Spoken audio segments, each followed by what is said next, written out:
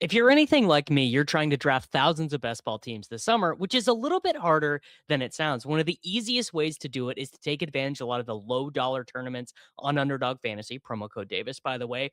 And when these low dollar tournaments come out, they're pretty easy to auto draft. You might think, like, oh, there's no way I'm going to be able to set up my stacks. There's no way I'm going to like my teams. But I'm here to tell you that's not true. You can pretty efficiently auto draft teams, get exposures you like, and get teams you like on Underdog Fantasy using their auto draft feature. I'm going to show you how to set up your rankings. I'm going to show you how to set up your positional roster limits in order to set up teams that you really like. And I do have a little bit of proof that this worked out for me.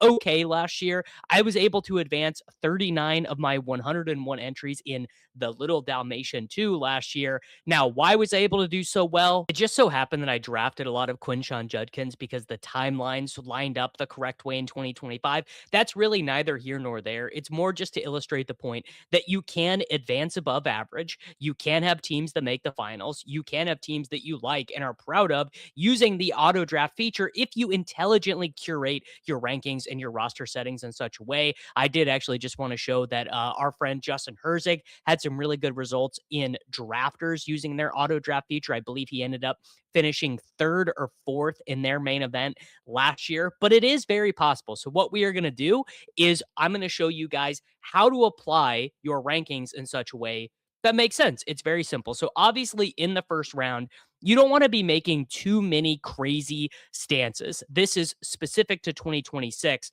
but there is a big tier break in the first round. Again, this is specific to 2026. Maybe you're watching this later on. It doesn't really matter, but you need to think about what stances you are comfortable making. I actually have already auto drafted the 2026 pre-draft best ball contest, the UDFA, and we can look at my exposures in that contest when we are done going through these rankings to further illustrate the point.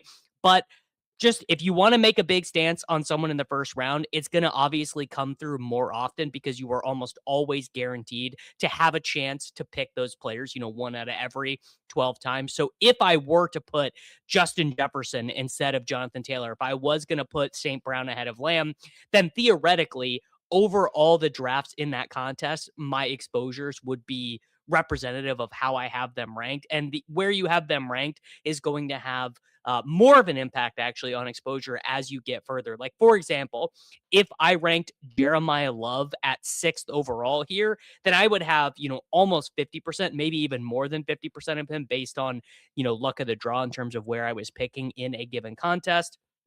I think by and large, you mostly want to do the first round straight up unless you have a huge opinion. Just for example, someone I really, really like in 2026, I really like Ashton Genty. So I would put Genty ahead of Jefferson. I would put Genty ahead of all these other running backs in my auto draft exposures. And I would also just like to do another word of caution. I would not auto draft just based off of your favorite rankings. So whether you are a Flock Fantasy subscriber, whether you use ETR, whether you use Leg Up, and you're going to see why as we go through this example. But basically, your rankings might give you exposures you would like, but it's not going to give you teams that you will like. You'll realize this.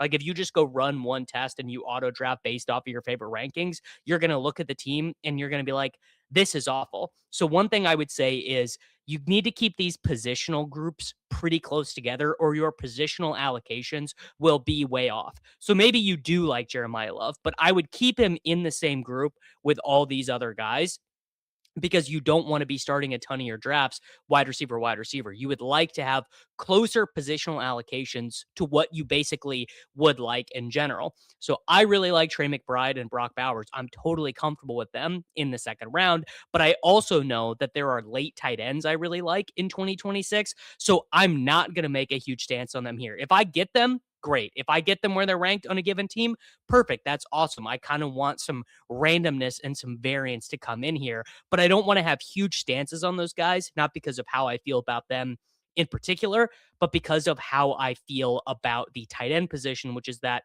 some of the best picks in the entire pool are late round tight ends. So we're going to do Neighbors, McBride, London. Now, something I would do auto drafting that I would not do drafting for real. And this is maybe, again, maybe you're watching this later on in 2027 or whatever.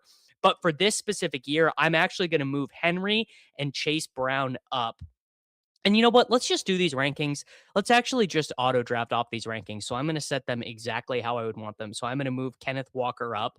I'm going to move Derrick Henry and Chase Brown up. I'm going to put Bowers in, and I'm going to move Bowers to right after Chase Brown because, as you guys know, running back falls off a cliff just like at massively. And so the thing that you cannot have your auto draft tool do, the thing you cannot have your rankings do, is not give you running backs, right? So almost at every point, you want to have running backs a smidgen ahead of their average draft position because you don't want the room to be able to starve you. So even if you don't like Josh Jacobs, I would rank him ahead of Nico Collins. I would rank him maybe even ahead of Rashee Rice. And we're going to see this further. We're going to see this even more as we go through the rest. So I'm going to add Rashee Rice, and I'm actually going to put him ahead of Drake London. Again, because I'm auto drafting and these are largely low dollar contests. A lot of these are $1, $2, and $3 contests where you kind of want to have some fun. You want to have some exposure to your favorite players. We're going to put Pickens in. We are going to put Josh Jacobs in. I'm going to show you guys another thing that I do because I like all of these players, ETN, Brees Hall, and Kyron Williams. I think Nico Olave and AJ Brown are fine. I don't really care. Basically, I don't really care about the difference between Chris Olave and T. Higgins. I think they're basically the same, more or less. What I do care about is I think there is a gigantic tier break between ETN, Brees Hall, Kyron, and then the next group of guys in Javonte Williams and Bucky Irving. Then after that, there's an even larger cliff. So I want to have these guys well ahead. I want to have these running backs well ahead of ADP because at the end of the day, what I want is I want to never look at one of my auto drafted teams and be like, my running back one was Seth McGowan. Now, obviously, sometimes what will happen is you will look at a given auto drafted team and you'll be like, oh, well, I just started with like 5 running backs because the room, went that way, which is okay, right? I mean, auto drafting, you are not going to have the autonomy. You are just not going to be able to get every draft perfectly exactly how you like it. But if again, you were like me and you want to draft a lot of teams, you don't have infinite time, you don't want to sit there clicking the buttons on a $2 draft, this is a great way to get through it. Quarterbacks obviously are the most important thing to figure out because you do not want your auto draft teams to have Aaron Rodgers as your first quarterback. I don't think just again, in this specific example of 2026, it makes a ton of sense to have Josh Allen ahead of this tier of running backs. I think it's fine to have him a little bit after ADP. I have no real opinions on this group of guys, Tet, T. Higgins, Garrett Wilson, Emeka Egbuka. I do have an opinion on Luther Burden, so I'm going to move Luther Burden up. And again, just to reference the running back problem, I do not really like Javonte Williams. I don't really like Bucky Irving, but you know what I dislike even more? I dislike clicking on a portfolio of auto drafted teams and seeing Mike Washington Jr. as my running back one. So I'm going to put Javonte and Bucky ahead of this group of wide receivers sitting in there with them. I think you want to rank a lot of the mid tier tight ends right around their ADP, maybe even a hair past their ADP because again, something else that you really don't like to see is you don't like to see a Bowers Loveland team. I mean, again, every once in a while, it's totally fine, but you don't want that to be the core part of your portfolio. So we are going to put Loveland in there. I like Jameson Williams more than I like Mike Evans. I like Jalen Waddle a good bit. So we're going to put him in there. We're going to click on Trevion Henderson. I really like Lamar Jackson. I think the Lamar Jackson thing sort of solves 2 problems at the same time where you're not going to get overexposed to these 5th round guys who are kind of all the same because again, you can't tell a computer to mix and match. You can't tell the auto draft software, okay, well, sometimes I want Devontae Adams, sometimes I want DJ Moore. There's no way to do that. What you can tell it is, well, I would like to have Lamar Jackson in the 5th round. Now, you don't want to have like 50% of him, so I wouldn't rank him as a 4th round pick, but it also takes care of a problem later on in the draft, which is oh, I have no quarterbacks. It's round 13. I've set my roster limits in that I can't take more than 7 running backs, that I can't take more than 7 wide receivers. So then that means that my quarterback room is Malik Willis, Tyler Shuck, and Jacoby Brissett. You don't want to have a ton of those either. So let's just add in these wide receivers here. Again, the specifics don't really matter. I want to stay ahead of the running back curve. So I'm going to put Tootin, I'm going to put Judkins, I'm going to put Montgomery. And then I'm just going to, because I don't have real opinions on these wide receivers, I'm going to mix and match them. I'm going to put Rome in, and I'm going to explain why after I rank more Adams and McLaurin. So I have Luther Burden ranked very high, and I have Roma Dunze ranked ahead of ADP. Well, tell yourself, what is that going to do in an actual room if these ranks are interacting with 11 other drafters? I'm going to get more ADP value on average with Caleb Williams and set myself up to get Caleb Williams stacks by divorcing the room of Roma Dunze and Luther Burden.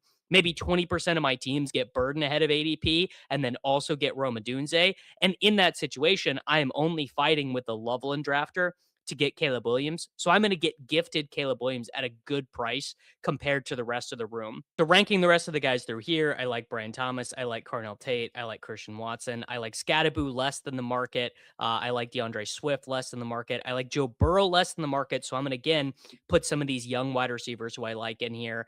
Then I'm going to bunch up these quarterbacks. Again, the Jaden Daniels thing, you're totally fine having him unstacked, uncorrelated.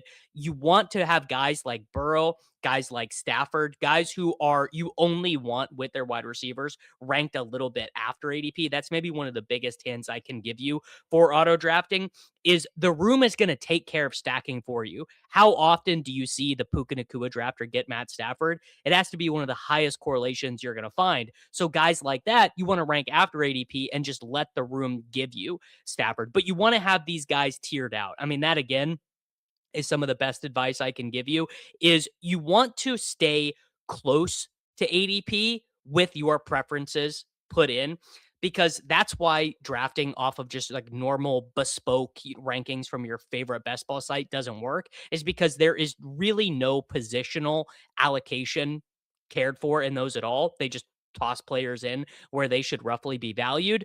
You can't really afford to do that if you're auto drafting because you can find yourself totally gone at a given position. So you need to stay relatively close to ADP and you need to build in those positional groupings. Like if you hate this group of wide receivers, you should honestly rank the quarterbacks really highly. You should put Burrow, you should put Caleb Williams, you should put Hurts, you should put May.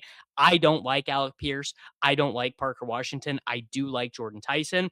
I think getting Chuba Hubbard and Ramondre Stevenson, kind of that end of that tier of running back is very important. I don't particularly like RJ Harvey. I don't particularly like Alec Pierce, Tyler Warren, Parker Washington. Again, the names are sort of irrelevant, but what is important is ordering the players to your preference in terms of how you would like the exposure to go while also maintaining the positional value. And if you think about how an auto draft feature would work, by and large, when you were on the clock in the 70s, three of Jaden Daniels, Joe Burrow, Caleb Williams, Jalen Hurts, Drake May are going to be gone, maybe four, and you're just going to get the last remainder of them.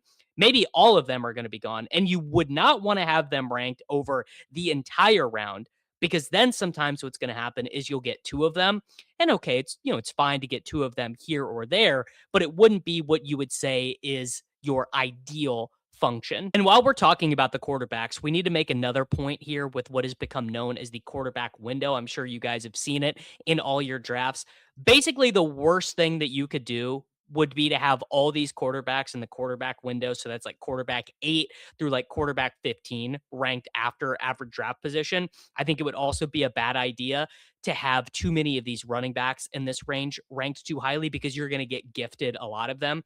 If you rank this whole positional grouping, Dowdle, Monungai, Dobbins, Corum, ahead of average draft position, because so many other drafters are looking at quarterbacks in that window, you're going to turn over your exposures and be like, oh my goodness, I just got way too many of those guys. Now let's fast forward to the end here and talk about what to do in terms of exposures at the end. This is actually my favorite part because there are so many guys at the end of drafts that you just don't care about. And your list of guys that you don't care about is going to be different than mine. The list of guys that you really like is also going to be different than mine. But this is where you can start to extend into 50, 60% exposure to guys. And again, these low dollar drafts, I would not draft these rankings in Best Ball Mania. I probably would not even use these for a puppy. Maybe a puppy. Honestly, maybe a puppy. We'll see. I'm a new dad. We'll see how my time goes over the course of the over the course of the summer. So for example, if you had a big feeling about,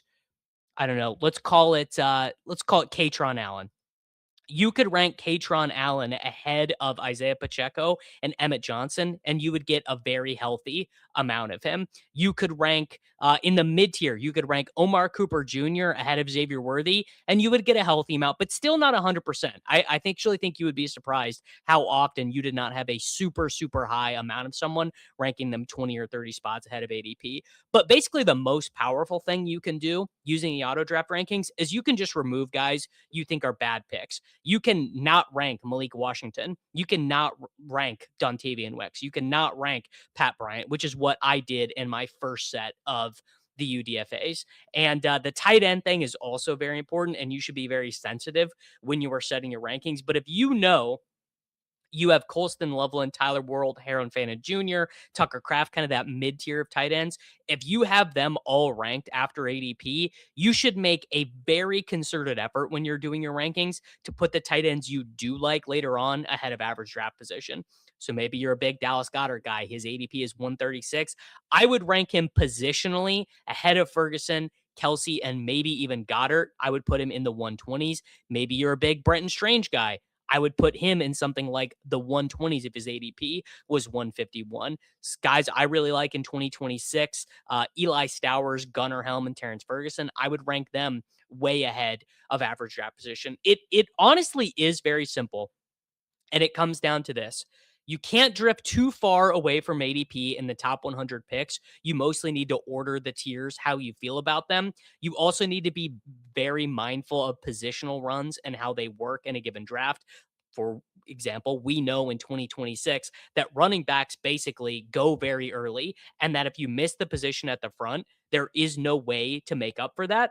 And because there is no way to make up for that, I want to be ahead of ADP in my rankings on almost every running back in the top 50 picks, because natural selection basically is going to take care of the fact that you are not going to be starting too many teams, with 4 running backs, even if you do that, because the other drafters are just as hungry for running backs as you are.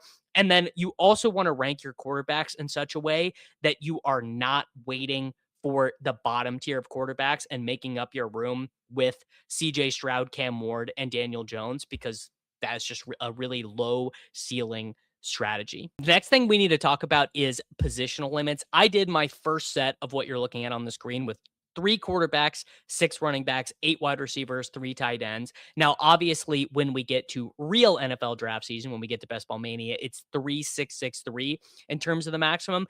This is a little bit to do with personal preference. Maybe you're not a 3 quarterback bro. Maybe you do a ranking set with Josh Allen ranked really high, or Lamar Jackson ranked really high, or Brock Bowers ranked really high. If you plan on being overweight on either expensive quarterbacks or expensive tight ends, you would not want to do 3 quarterbacks and 3 tight ends. You'd want to set that to 2. I would still, however, want a minimum of 5 of the onesies, so 2 and 3 or 3 and 2, depending on your preference there. I would also allocate a little bit more draft capital to wide receivers than running backs. So if you wanted to do, again, during Best Ball Mania or puppy season, 5 running backs, 7 wide receivers, I ran the results in the UDFA with 3-6-8-3, and I really liked them. So let's go look at my set of those teams and see if they're any good. So this is a look at the exposures from my first set of 50 in the UDFA pre-draft best ball contest. And this is almost exactly how I wanted to have things set up. I knew I would really want Gunnar Helm. I knew I would really like Rashee Rice. My quarterback exposures outside of one guy are very flat. You can see, as I was talking about with the Lamar Jackson thing, I ended up with 22% of him. I ended up with 22% of my final ranked quarterback, which goes to show that obviously the rankings are not perfect. Sometimes it's going to slip through. But I also have a lot of the mid-tier guys. I ended up with 18% Jaden Daniels, 16% of Caleb Williams, 10% of Drake May, 10% of Jalen Hurts. So again, the rankings working as intended.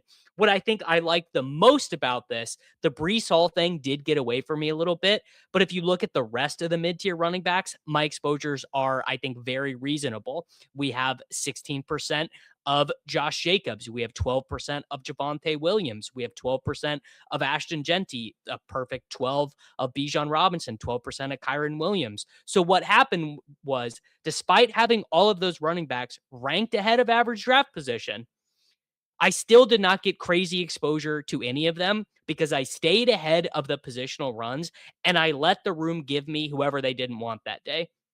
So the day that we were drafting, it looks like I got a smidgen more of David Montgomery, a smidgen more of Cam Scatterbo, and a smidgen less of Trevion Henderson. that is totally fine. A smidgen less of Quinshawn Judkins, that is totally fine. Because to me, I don't have a real opinion on who is going to win. I just know that on a lot of my teams, I would prefer to be taking a running back there as opposed to a wide receiver. The one place where the exposures got out of control was at tight end, and this was completely by design. These are basically my five favorite tight end picks: Gunnar Helm, Eli Stowers, Kenyon Sadiq, Terrence Ferguson. This is pre-draft best ball. These guys were very cheap. I like all of these guys. And that was my auto draft rankings working as intended. All right, so I pulled up one team here totally at random. I have not clicked view full draft. I have no idea if this team is good or not. Totally at random. Let's see if I like this team. Let's see if it worked as intended. Lamar Jackson, Bo Nix, Malik Willis. I got Lamar exactly at ADP. I got Nix exactly at ADP. And I got Malik Willis exactly at ADP. Bijan, Chase Brown, Ramondre Stevenson, Keaton Mitchell, Tank Bigsby, Braylon Allen. That is a totally fine running back room. It is neither weak nor very strong. I mean, maybe I would have preferred to have a running back in round 3, but instead I got Rashee Rice. Marvin Harrison is my wide receiver 2. Michael Pittman Jr., wide receiver 3. Matthew Golden, Adonai Mitchell, Ted Hurst, Alec Iomanner, and Tez Johnson. Again, all working as intended.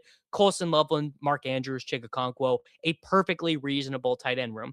Maybe you at home are saying, well, that team stinks, Davis. You barely have anything. Well, first off, I did get the Mark Andrews, Lamar Jackson stack. As I told you, the room will honestly, you guys will be very surprised if you do this, how often the room just gives you the stack. The JSN drafter is going to end up with Sam Darnold doing this way more often than you would anticipate. Trust me on this. So that was one team that was all right. I mean, again, I don't think it's great. I'm happy to have the extra volume. I think it's fine. No issues there. The reason why my wide receiver 2 and 3 are kind of weak is because I have an expensive tight end and expensive quarterback. That's totally fine. I want some teams like that in my portfolio. Another Lamar Jackson team here. So let's go to a non-Lamar team and see. Okay, here we go. So here is a Caleb Williams, Patrick Mahomes, Jordan Love team. All of these guys. Okay. I don't even know. I've not even looked, but I bet this Caleb Williams at pick 78. I bet I have Luther Burden and Roma Dunze on this team. I bet. Let's see. Caleb, Mahomes, and Love. Jacobs, Tootin, Mike Washington, Keaton Mitchell, Nicholas Singleton, Kitron Allen. So actually a little bit weaker for running back room here because, again, there's no way to say, hey, once you've already taken one rookie running back, maybe don't take 3 of them. All right, maybe don't take 3. So a little bit weaker there. Justin Jefferson, Rashee Rice, Luther Burden, Makai Lemon, Michael Pittman Jr., Adonai Mitchell, Alec Iomanner, Cooper Kupp, Travis Kelce, Eli Stowers, Gunnar Helm. So I was wrong. No Roma Dunze, but I did get multiple stacks here. I have Kelce, Mahomes, and Rice all together. Rice I have way ahead of ADP. I also have Caleb Williams stacked with Luther Burden. Trying to see no Green Bay stack in there. Actually, Jacobs and Jordan Love sitting there together. So it's pretty simple. I think that you guys can probably figure it out. For me, for someone who's just trying to draft thousands and thousands of teams, it works out well. It also might work out well just if you're a busy guy. You're a busy guy. You have some strong opinions about exposures. You just want to get some more volume down. It's honestly, it's really not that hard to put together a good set of rankings as long as you think about putting guys in blocks and tiers and then ordering them in your preference in tiers, making sure that you are good about not getting too far away from ADP at the onesie positions, quarterback and tight end, and then setting your positional limits to not be out of control. Make sure you like this video. Make sure you subscribe to this channel for more daily best ball videos.